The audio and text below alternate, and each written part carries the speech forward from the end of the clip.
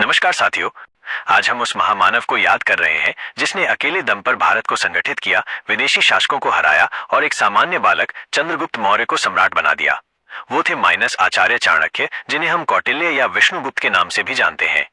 चाणक्य सिर्फ एक गुरु नहीं थे, वे एक रणनीतिकार, राजनीतिज्ञ, आर्थिक विशेषज्ञ और दूरदर्शी थे। उनके विचार आज भी उतने ही प्रासंगिक हैं जितने 2300 साल पहले थे। संघर्ष से डरो मत। कठिन समय में भी जो अपने लक्ष्य पर डटा रहता है वही वीर कहलाता है।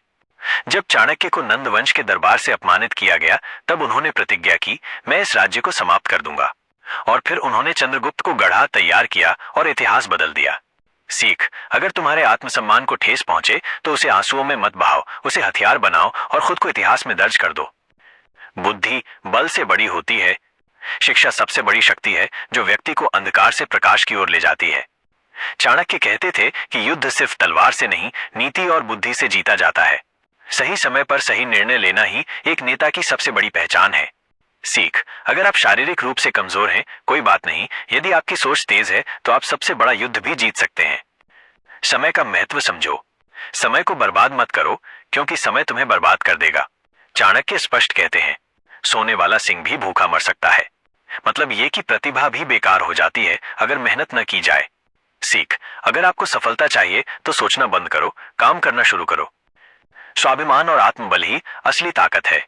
जिसके पास आत्मविश्वास है वो राजा भी बन सकता है। चाणक्य एक गरीब ब्राह्मण थे, लेकिन आत्मबल इतना था कि वे एक पूरे साम्राज्य को बदल सके। सीख, गरीब होना कोई अपराध नहीं, लेकिन आलसी और आत्मविश्वासहीन होना जरूर है। चाणक्य के मोटिवेशनल मूल मंत्र, चाणक्यास की मोटिवेशनल टीचिंग्स। अपने लक्ष्य से कभी समझौता मत करो। शत्रु को कमजोर समझना सबसे बड़ी मूर्खता है। ज्ञान ही सबसे बड़ा धन है। संघर्ष ही सफलता का पहला कदम है। नीति, बुद्धि और धैर्य यही असली हथियार है।